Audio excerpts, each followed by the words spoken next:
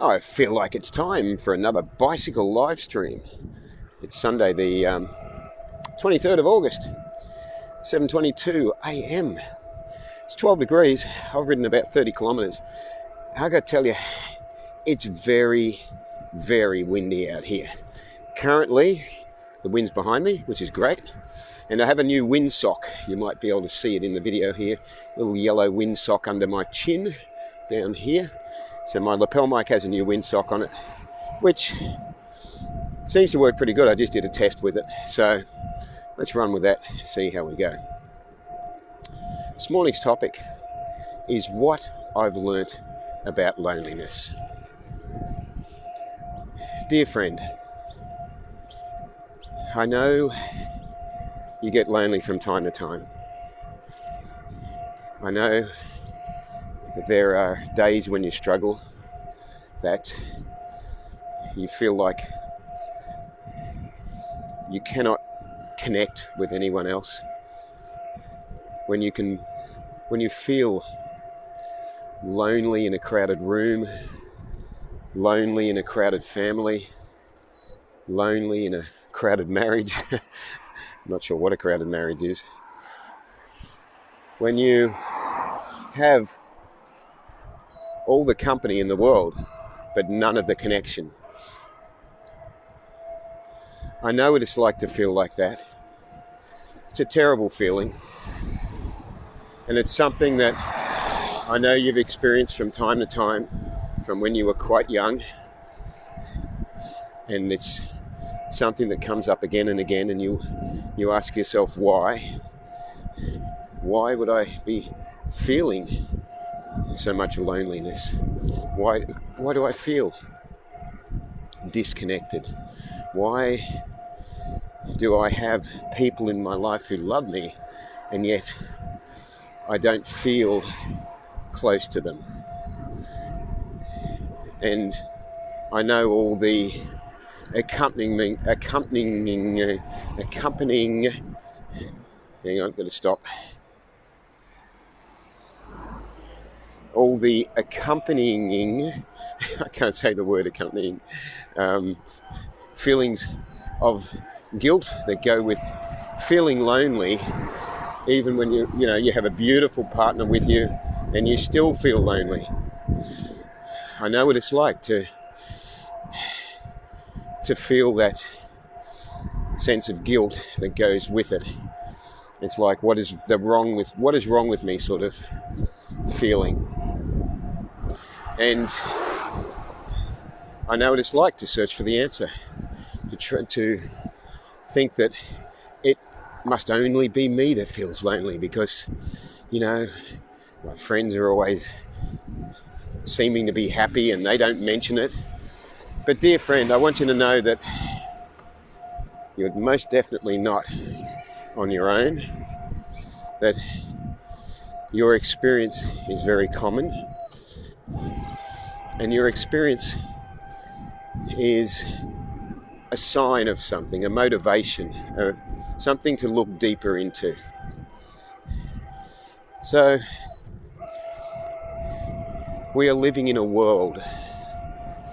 I want to reassure you that your loneliness is not unique, because we are living in a world of lonely people who are very superficially connecting, who are playing the game of appearances. Keeping Up Appearances, I think, was the name of the TV program, wasn't it? So it was at the Joanna Lumley one, I think it was. And we're living in a superficial, shallow society of people keeping up appearances that we've got it all together. When in fact, in our quiet moments, when we're by ourselves, when we're maybe having a shower, or we're in some environment where we're just on our own, in those quiet moments, the actual realization of this feeling of disconnection can be quite overwhelming, when the reality of your loneliness hits home and you feel in your core that emptiness, dear friend, I know what you're experiencing. And I know that it's a sign that you're going to get attacked by a magpie. Yeah, apart from that, see, I can see this magpie in watching his shadow on the ground. I know that it's a sign that all the love in the world is not what you need, because you've already chased all the love in the world. You've chased the world's love, and I use that term love very loosely, and this is the reason why you're feeling lonely, because all the world, all the love, supposed love in the world, cannot connect with your heart, cannot satisfy that feeling of loneliness, that feeling of disconnection, that reason why you need to take shelter in so many distractions, endless amount of distractions, in order to avoid feeling this horrible feeling of loneliness, that this horrible feeling that there's something wrong with me. This looks like an accident or something up here, or, I don't know, broken down car, I think, abandoned car. So let me just check this out for a sec.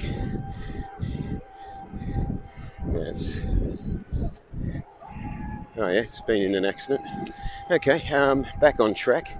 So this feeling that there must be something wrong with me if I feel lonely.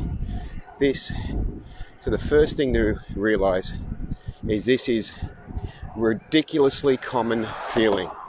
So common, and yet so scary for people to admit to, that it's amazing that something so common that is experienced by so many people is so often avoided, for fear that we think that we're the only one experiencing this loneliness, that we're that we have some problem because of it. But my friend, this is very common, and it's a result of the society we live in chasing the wrong goals. And we end up with a feeling that there is something wrong, that we are not connecting, that we have our family, our partner, our friends, our children, our parents. We have people who tell us they love us. So how could we possibly feel lonely? How could we feel lonely in a family or in a crowd? We can choose to be alone, but that's a different thing. That's when we're at peace with ourselves, we can choose to be alone. When we feel lonely, that's an awful feeling that washes over us, and we immediately need to run from that feeling. You immediately need to turn on the TV, the radio, take some sort of medication, whether it's legal or over the counter or not legal. Engage in some sort of meaningless distraction in order to avoid the fact that you feel so alone. So this comes back to the fact that this place, for starters, this planet, is not our home, our natural home. It's we are aliens here, and we are fish out of water, so to speak. And so it's not. It's not surprising that we feel the way we do in this environment, because we cannot be at peace in an environment that is not our natural home. So know that that's one of the reasons why you're feeling so lonely, because you're disconnected from your true home, your true environment, and that is what that feeling is telling you. That's the first thing, whilst I sit at the world's longest traffic lights. But the second thing to be aware of is that it's an indication that we're internally disconnected, because there's a world of difference between feeling lonely and choosing to be alone and being at peace with it.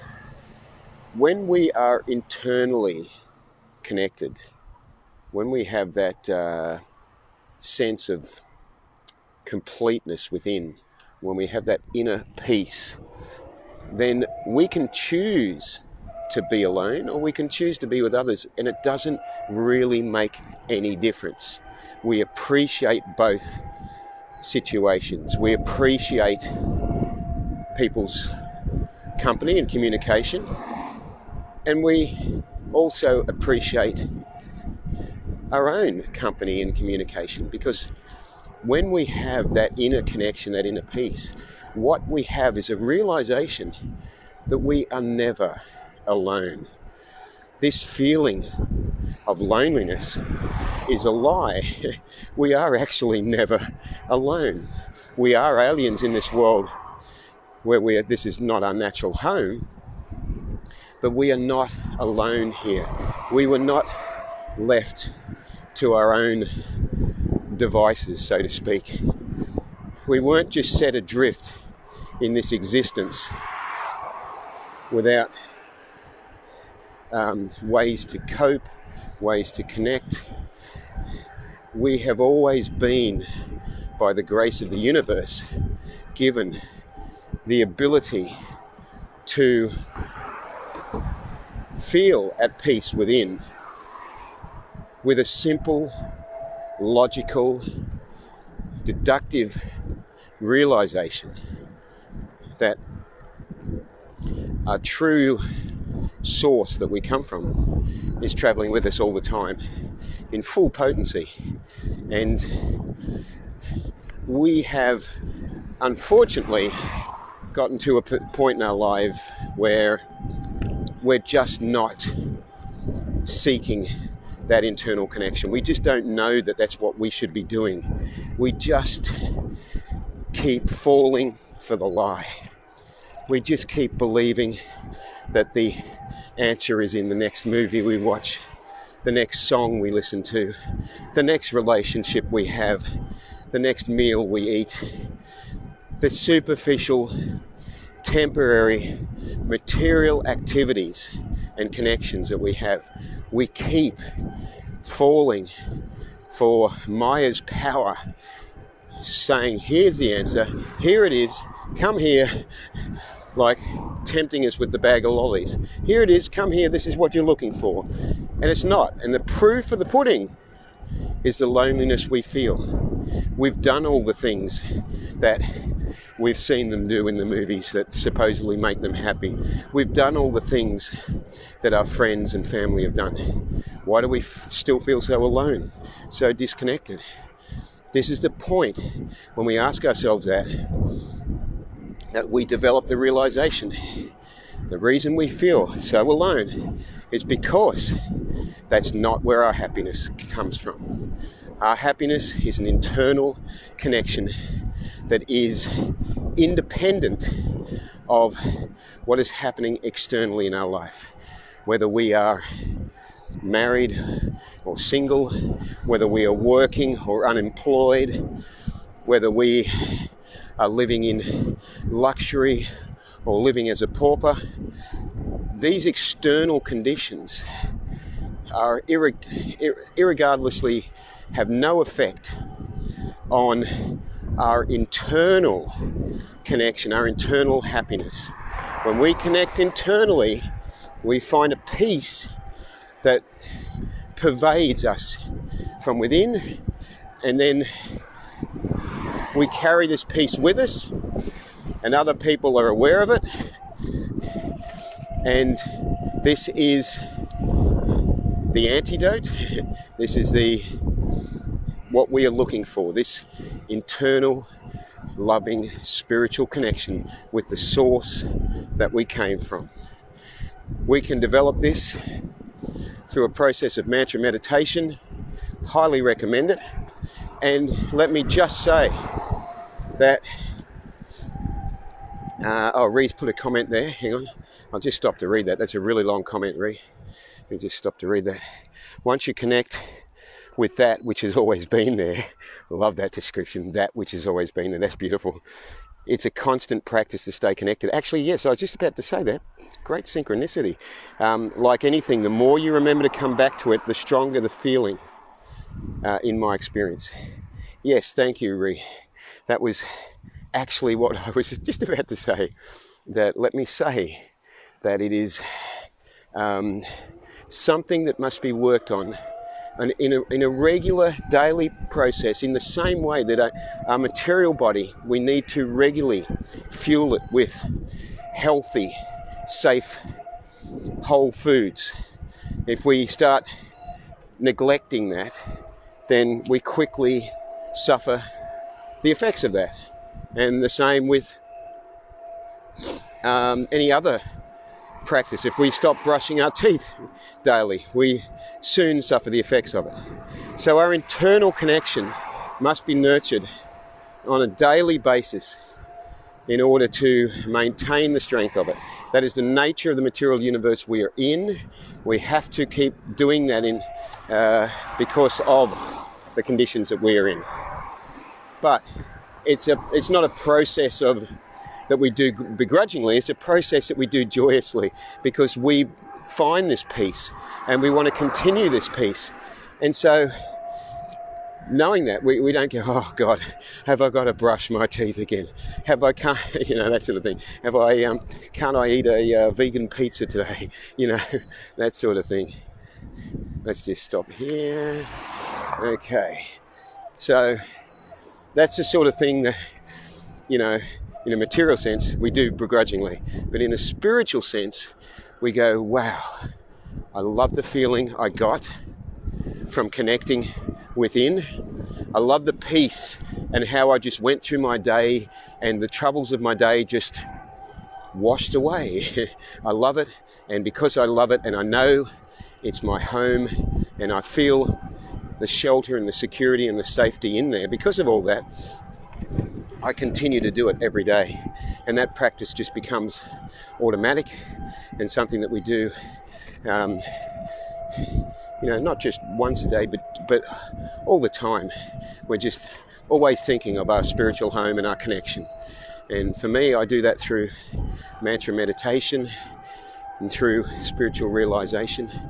And, it's definitely, in the end, the only thing that matters, the only answer that will ever have any meaning for us.